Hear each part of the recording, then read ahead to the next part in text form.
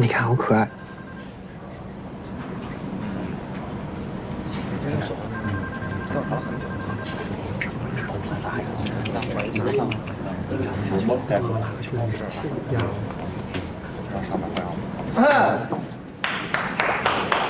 May I have attention, please? 首先，非常感谢各位恒记兄弟今天的辛苦工作。现在，吉拉鱼死亡案已经有了非常重大的突破。景天，大家可以看一下屏幕，我们在现场发现的这些蚂蚁，它叫马里克帕须蚁。现在呢，是目前世界上已知最毒的昆虫，主要分布在美国和墨西哥地区，除了实验用，其他地方不常见。但就是这种平时很少见的蚂蚁，在吉拉语的房间里，居然一下子发现了10来只，是不是很蹊跷？同时，我们把找到的那些马里科帕须蚁全都送到了局生物信息实验室。根据比对马里科帕须蚁体内乙酸毒素的氨基酸、肽、蛋白质等这些物质的分子排列方式，和死者血液里毒素的情况相似度为96.9%。当然，光靠这些还不能完全说明吉拉语就是被马里科帕须蚁这种昆虫给毒死的。根据景天提供的实验资料，一只马里科帕须蚁连续蛰刺12下，就可以干掉一只2公斤重的动物。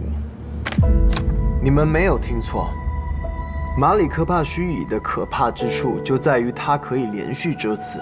折算下来，吉莱语这样的正常成年人，在没有任何防备的情况下，至少需要上百只蚂蚁同时持续攻击一小段时间才会死掉。这个数目可以包括过程中被吉拉鱼反抗挣扎而弄死的蚂蚁。第一个问题，假如吉拉鱼真的是被这么多马里科帕须蚁毒死的，这些马里科帕须蚁是哪来的？确实，蚂蚁真来的为什么不进房间呢？确实，蚂蚁进来，为什么？是小雨师兄那里的。天。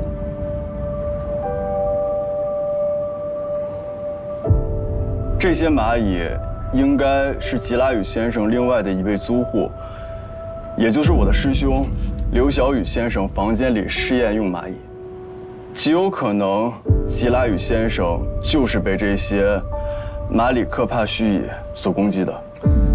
这位刘先生的房间里的实验蚂蚁，光马里科帕须蚁就至少有上千只，少个180-10只还真看不出来。也看不出来是多少。OK， 既然可以确定吉拉宇先生是受同一所房子里马里科帕须蚁的攻击而死亡，那么第二个问题来了，请问这次攻击是一场意外，还是有人蓄意为之的呢？肯定也有人注意到了，既然是至少上百只马里科帕须蚁攻击了吉拉宇先生，那为什么恒记兄弟们在现场只发现了10来只蚂蚁尸体，其他的蚂蚁去哪儿了呢？那李丽这都能发现，真是新鲜。看你们的表情，一定以为我被下降头了。天，图片上的这种蜥蜴，就是我们眼前看到的这个蜥蜴。这个蜥蜴是咱们的一位刑警兄弟，当时在搜查吉拉宇家的时候，在吉拉宇的床下的一个角落发现的。天，这种蜥蜴叫德克萨斯角蜥，主要也是分布在美国和墨西哥地区。这种蜥蜴受到攻击的时候，会把自己的身体胀大，然后从眼睛里喷出血来。你看那么恐怖，真的没关系的。这种角蜥性格非常温顺，一般不会攻击人类，并且也没有毒。这只蜥蜴要是有毒，抓它的那位兄弟可能早就挂了。OK， 大家注意到了吗？天刚才说了，这种蜥蜴分布在美国和墨西哥地区。从吉拉宇家的现场陈设来看，这只角蜥应该不是他养的宠物。那么这只角蜥，它为什么会出现在吉拉宇的房间呢？天，为什么跑过去一点？我在论坛上请教了一位当地的昆虫学家。原来这种德克萨斯角蜥是马里科帕须蚁的天敌，它专门吃马里科帕须蚁。也就是说，这些攻击吉拉宇的马里科帕须蚁，要么是飞走了，因为现在正是蚂蚁婚飞的时间，要么就是被这只德克萨斯角蜥给吃掉了。我知道你们都觉得匪夷所思，但是想想看，为什么这两种分布在美国和墨西哥地区，彼此有着食物链关系的生物，会同时出现在吉拉宇的房间里呢？难道他们约好了集体搬迁吗？就是啊，为什么会这样？对，所以，根据吉拉宇面色紫干、大小便失禁等情况，包括现场发现的吉拉宇尸体挣扎的状态，结合法医伦威解剖得出的中毒死因，以及生物实验室对马里科帕须蚁的乙酸与死者体内毒素的比对，我们基本上可以确认，吉拉宇就是因为受到了马里科帕须蚁的攻击而被毒死的。并且，由于这个小家伙在现场的出现，我们基本上可以肯定，吉拉宇的死不是意外，而是人为设计的。也就是说，吉拉宇是在自己的房间里被人用马里科帕须蚁谋杀而死的。谋杀还是这样？这是什么手法？我明白了，就是说凶手是趁吉拉宇夜里熟睡，用大量的马里科帕须蚁攻击了他，然后再用德克萨斯角蜥去打扫战场。Bingo。其实也不完全是这样。实际上，德克萨斯角蜥的存在会让马里科帕须蚁感到兴奋和烦躁，会不断地释放信息素，这反而会让更多的马里科帕须蚁赶到现场。也就是说，德克萨斯角蜥和马里科帕须蚁应该是同时出现在现场，甚至德克萨斯角蜥更早出现在现场。说的有道理啊，是这样，确实对。看到了吗？如果没有我们这位中国朋友的话，我们就算打破了脑袋，也没有办法找出吉拉宇的死亡原因。如果没有这位中国朋友的话，我们也就更不可能发现吉拉宇是被人谋杀的，对吗？对不对？确实是这样，确实是。那还等什么？还不给我鼓掌！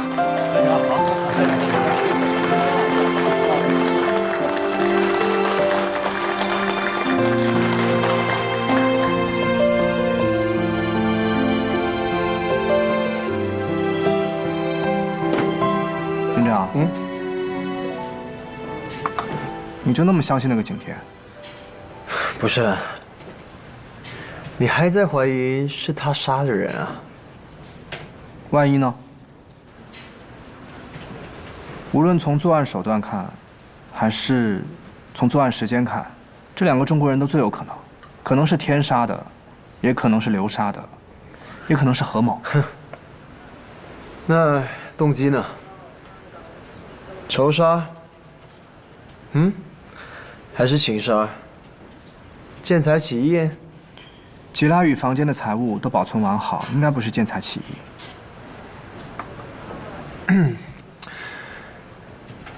留来泰国2年了，一直租住在吉拉宇的屋子里，在租住的这期间一直都没有问题，为什么现在要杀吉拉宇呢？这个景天刚到这里住了1个晚上，他为什么就要杀吉拉宇呢？所以要审问他们呀。你是不是忘了，刘刚出车祸已经死了，而且景天准备跳楼自杀。幸亏精灵他通知我，及时找到了他。那也可能是这2个人杀了人之后，又分别畏罪自杀了呢。万一呢？你不是总说万一吗？要不这样吧，你有足够的理由去怀疑景天，但我也有足够的理由去相信景天。算了，跟你说这些也没有用。我们是警察，办案讲究的是证据。好啊，你说吧，讲证据啊，你想怎么着？首先，那瓶香水我要拿去化验一下，万一它的气味可以把马里科帕须臾给吸引过来呢？没问题啊。天和流的房间都要搜查，个人物品也要仔细检查。可以啊。我还要提审他。那不行。谭景天在学校刚刚登记注册，一旦有了被警察讯问的记录，他就会很麻烦。刚才你也看到了，谭景天对刘小雨用蚂蚁杀人这个结果明显难以接受，对吗？对。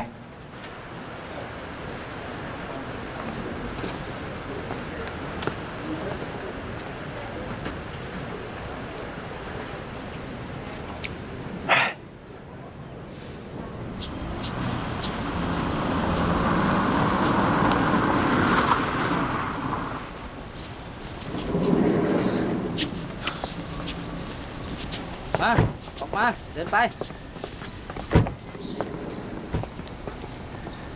怎么了？有件事情，我觉得还是应该告诉你。你说。昨天师兄他和吉拉雨吵过一架。啊？吵得凶吗？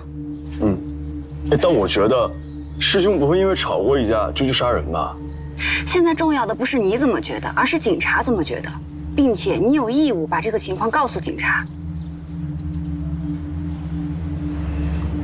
景天，对不起，我相信你，但是这个情况你必须要让警察掌握。你说，你听到刘小雨明确警告吉拉雨，用几只蚂蚁就能取他的命？但我觉得师兄他并不是有意的。其实，吉拉雨走了之后，师兄还挺后悔的，而且师兄跟我说过，他也不知道为什么自己会变成这样。变成什么样？他没关系，得自己人，啊。其实，在我心里，师兄他一直都是一个很开朗、很阳光、很简单的人。这次我再见到他，虽然还是感觉到他很阳光，但是这件事情你们一定要替我保密，千万不要让他父母知道。我向你保证，啊，保证。师兄他现在有催吐的情况，他的左手有一条明显的疤痕。催吐？催吐？不是，催吐是什么？催吐就是用手指按压舌根，促使自己把吃的东西吐出去。如果长期催吐的话，手指和手背会留下与牙齿摩擦造成的疤痕。师兄，你在这边还习惯吗？啊，蛮习惯的，这边相比国内相对悠闲得多。那专业上还顺利吗？还行，适应中。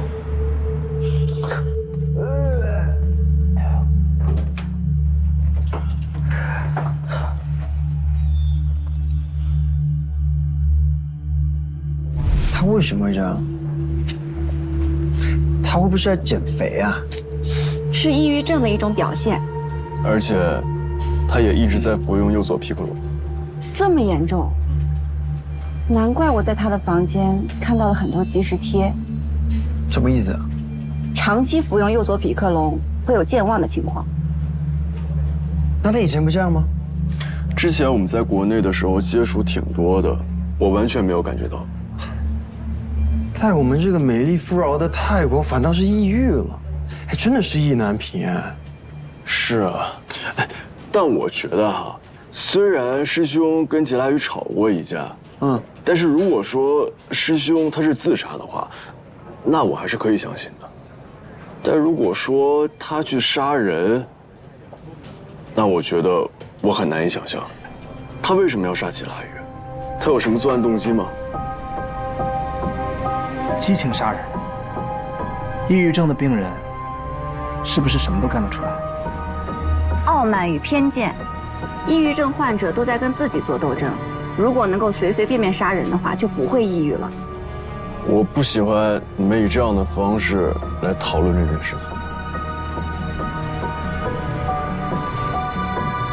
用马里科帕须乙和德克萨斯角蜥这个组合来杀人，这很明显是精心设计的，不可能是什么激情杀人。那也不一定。刘小雨的专业就是研究蚂蚁，他用蚂蚁就像我们用刀用枪一样简单，而且更隐蔽。搞不好他就是一冲动杀了吉拉雨，然后更加抑郁了。所以他在第二天选择了撞车自杀。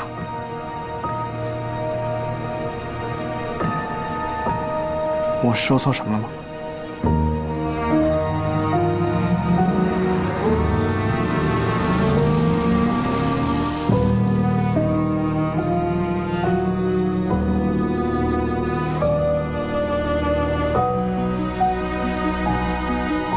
从街道的监控画面来看，刘小雨看到来车的反应确实有些奇怪，有点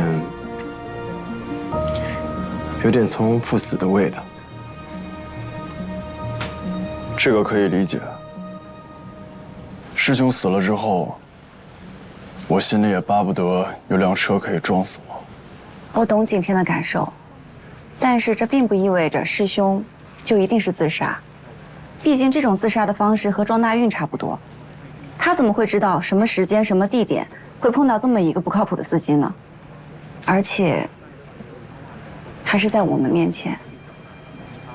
除非……我明白你的意思，交警方面也委托了我们这一组，我们也已经在排查了这个肇事司机的社会关系，他和刘小雨完全没有任何交集。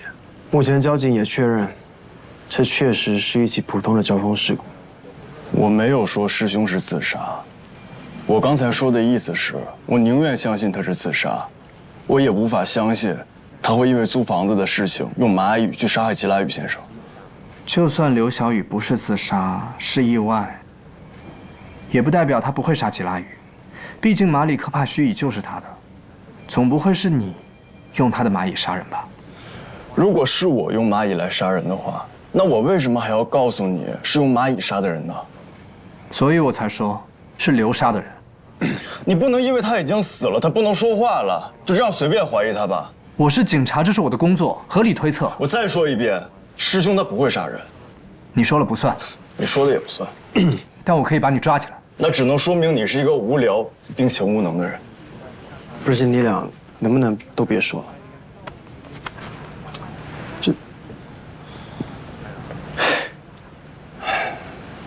今天，你说刘小雨她的精神状态有点不太好，她有时候也会催吐自己，会不会是因为她跟吉拉雨之间有你不了解的冲突？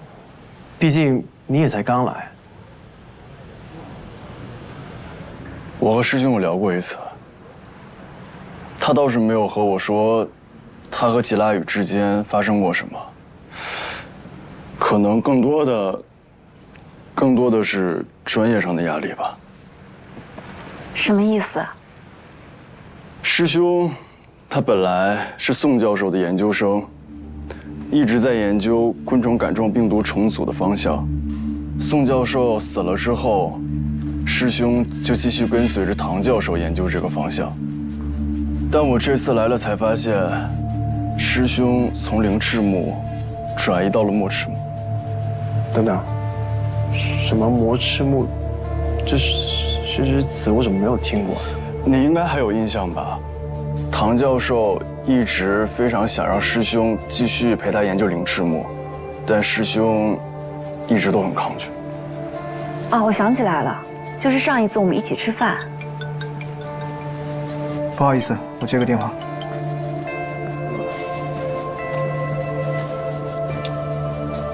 但我确实不太理解，只不过是改个研究方向，就那么痛苦吗？甚至会自杀，我觉得这确实有一点。算了，当我没说。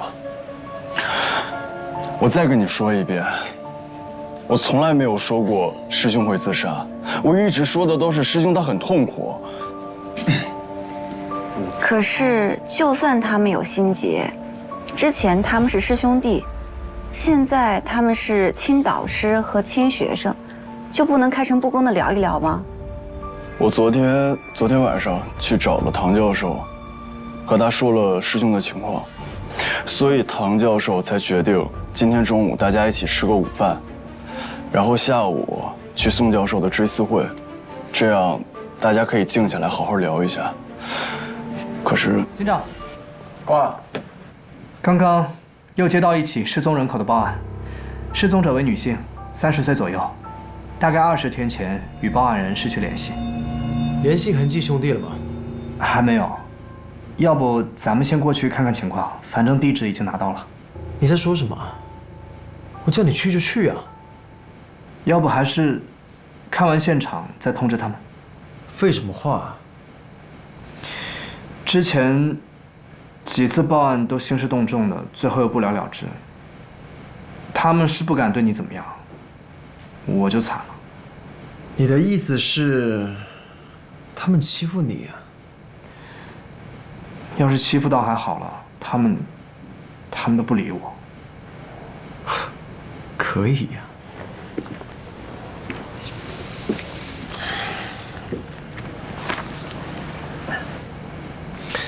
你现在马上给我去通知恒记兄弟，他们要是谁敢不去，你就来告诉我，我去收拾他们。好。今天，你也跟我去一趟。我，他凭什么去啊？就凭这个。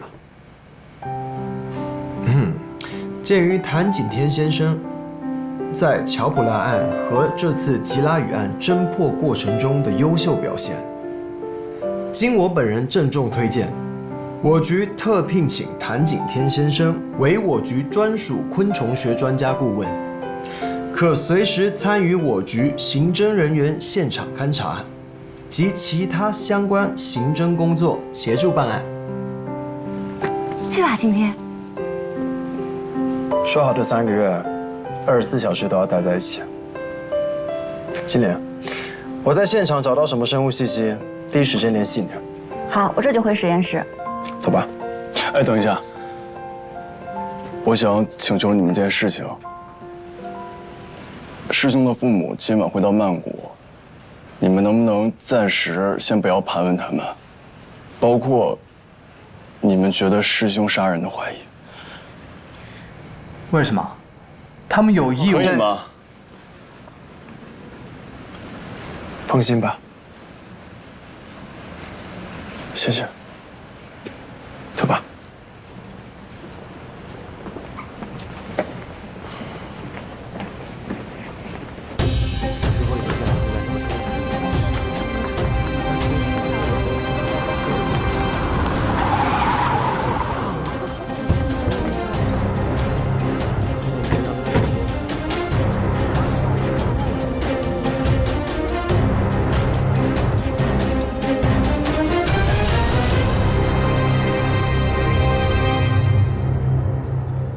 你好，我叫纳塔奈，是这里的社区警察。哦，对了，是这位老人报的案。老先生您好。你好，您的房客是个女生，对，她叫素攀，多大了？应该是31岁。您最后一次见她是什么时候？上次见面还是半年前，来收房租的时候。我没有她的手机号码，平时我和她一直就用我房子里的座机联系。我和她最后一次通话呢，应该是在20天前。她来电话问我煤气管道的事情。后来我给她打过2次电话都没人接。今天我来收房租，发现屋子里都积满了灰了，我担心她出什么事，就报了警。那她是做什么职业的？她是纹身师，好像是蝴蝶什么的，纹得特别好。可以了，警长。好的，跟老人家要一下这个素攀的身份证信息。好。走吧。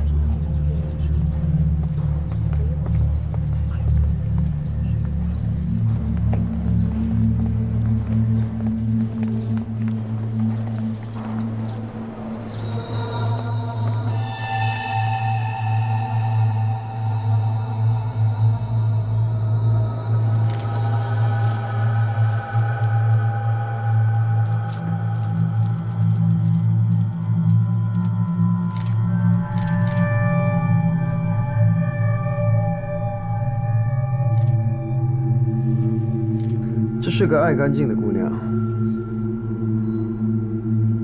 是啊，但就是苦了痕迹的兄弟们。什么意思啊？就是说，这里可能有很多痕迹都是被这姑娘自己给擦拭掉的。怎么样？我说了应该来的。嗯。这些纹身照片，居然全部都是蝴蝶的图案。看来这个姑娘果然像房东说的，最擅长的是纹各种蝴蝶。对。不过这些图片上的蝴蝶似乎都有一些错误，也不能说是错误吧，就是与真实的蝴蝶会有一些小出入。拜托，人家是纹身师，在搞创作，又不是昆虫学研究生。倒也是，不过这些图案确实很精致，也很漂亮。让痕迹的兄弟们把这些照片都带回去，再看看房间里能不能找到客户登记簿之类的东西，要把每一个来过这里纹身的人都比对出来。是。警长，这里也有一张纹身的照片。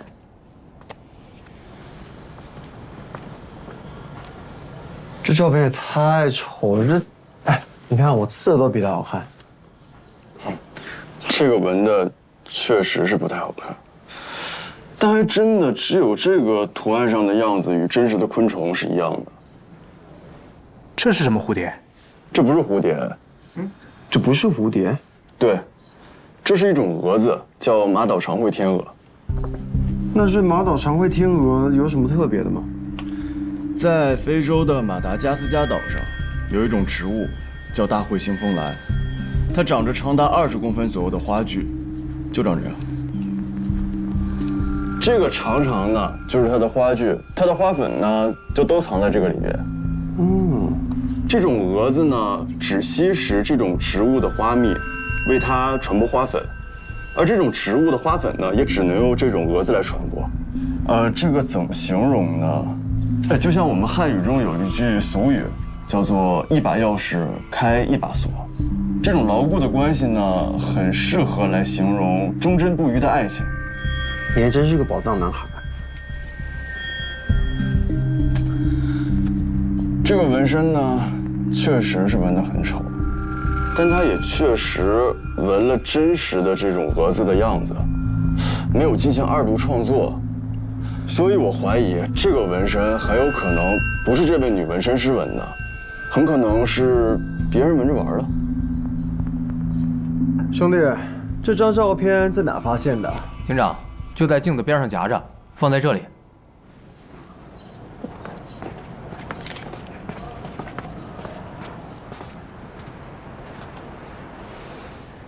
姑娘每次化妆的时候就可以看见了，对吧？这个图案又是关于忠贞不渝的爱情，有意思了。警长，这个长长的须子，我怎么觉得好像在哪见过？哇哦，在你泡过的哪个姑娘身上呗？这里吗？这里？这里啊？还是这里？我说实话，在我接触过的这么多姑娘里，还真没遇到过这么博学和这么深情的。是吗？警长，你看，你是不是也觉得这很熟悉啊？这有什么好觉得？这尸体上吗？纹身拍出来的照片不都是这样吗？警长，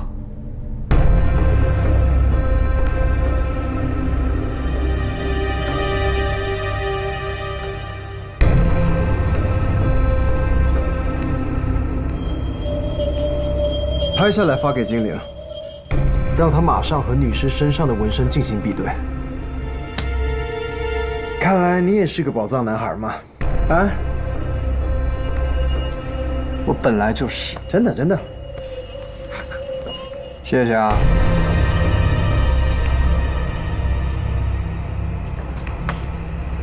警长，你还真相信会有一个每隔15年杀一个人的连环凶手啊？万一呢？同样是女性，同样是虐待，同样是活活烧死。那个中国人景天呢？反正我觉得他不太能相信，不能轻易放过他。你仔细想想，一座房子一共3个人，死了2个，就剩他1个人活着，而在死者那里，又只有他的脚印和指纹。尤其是他又那么懂昆虫。人家不是都说了他很懂昆虫？他要是不懂昆虫，我们就不可能知道吉拉羽是被人设计谋杀的。他谋杀完的人又帮我们破了案，有这样的杀人凶手吗？那万一有呢？警长，乔普拉还又杀人又报案的呢。那动机呢？他有什么动机？报复啊！刘和吉拉羽吵了一架，景天和刘一冲动就设计杀死了吉拉羽。景天自己都说了，他说过他和刘都患有心理疾病，冲动杀人并不是没有可能的。我再重申一遍我的立场，我相信谭景天，他只是一个留学生而已，人家并没有义务帮助我们警察破案。难道他3番5次的帮我们破案，就是为了暴露给我们他就是凶手吗？但是，你这样的立场就很轻率。警长，咱们刚刚因为乔普拉案的大意被处分了，你都被罚了1年的工钱了。他有本事就罚我10年的，我破案又不只是为了工钱。是，你是富家少爷，你不稀罕这点工钱，你无所谓。但是，那声誉呢？你最看重的警察的声誉呢？你不管了？就是为了我的声誉，为了警察的声誉，我才相信他。乔普拉案要是没有谭景天的话，你和我就不仅仅是被罚工钱了，也许警服都被扒了。做人呢，一定要懂得感恩，对吗？警长，这是2码事。破案要讲证据，在没有证据之前，我保留对谭景天的怀疑，这就是我的立场。那我就等你的证据，好吗？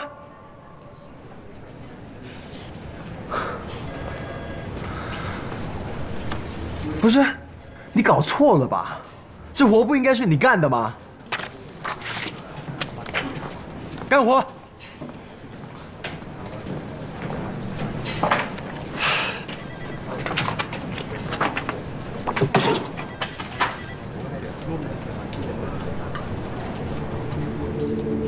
这个是今天在苏潘家发现那张丑丑的纹身的照片，也就是景天说的马岛长会天鹅的纹身。这个是前天发现那具烧焦女尸身上纹身的照片。大家请看这里，大家再看这样，这不是线头，也不是花纹，这是一个天鹅的长嘴巴。看来景天又给我们带来一个重大的突破啊！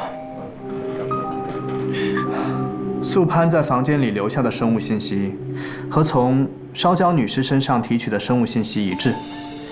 这一点，其实就已经完全能够证明，那具烧焦的女尸就是素潘。很明显，这才是一个重大突破。纹身符合，顶多算个佐证。对吧？我明白了，你之前跟我说的那些泡妞的事迹，原来都是在吹牛啊！什么意思？纹身比对的结果说明，这个马岛长会天鹅，它是纹在素潘身上的，对吗？对啊。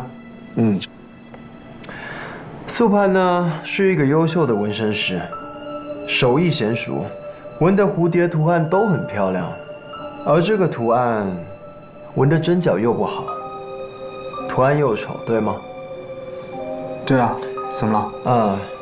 那么素攀这么一个爱美的纹身师，怎么会允许自己身上出现一个这么丑、纹得又不好的图案？尤其是这个图案，又有这么浪漫的寓意呢？说明什么？马亮，告诉他。哎，别装蒜了。这说明舒攀恋爱了。听到了吧？我没说错吧？就你这粗糙的情感还泡姑娘，你跟人家马里奥可差远了。我跟你们的警长比，可差远了。要不这样吧，我给你讲几桩你们警长以前的风流韵事，你回去呢，好好学习学习，好吗？别听他的，我们接着说正事儿。好了，综合各方面的情况，我们又询问了素攀的房东，他是这样说的：素攀为人正派善良，不拖欠房租，不吸毒，不乱交，自己身上也从不打眼和纹身。这样一个正派甚至保守的女生，居然会让一个外人在自己的身上纹一个比喻坚贞爱情的图案，而这个被允许在她身上纹上图案的外人，很有可能就是她的男朋友。接下来的重点就是要找到她的这个男朋友，当然，也可能是曾经的男朋友。我们要找的是杀人凶手，而不是什么她的男朋友。现在，大家马上把素攀的照片发给各个分局，请求他们协助，重点关注餐厅、咖啡厅、电影院、商场、酒店等，包括所有恋人喜欢出入的场所，尽可能多的收集这些场所的监控录像，拿回来，咱们逐一比对，就是挖地3尺，也要把这个人找出来，明白了吗？明白。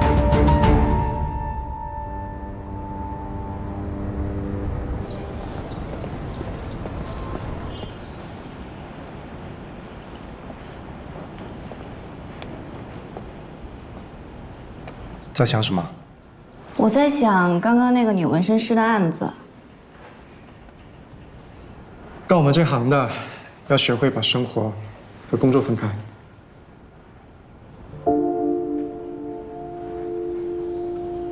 怎么了？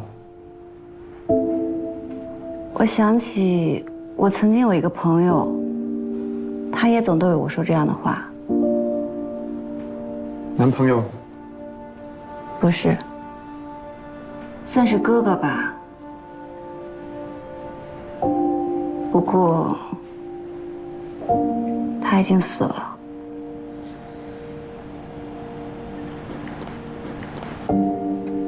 对不起啊。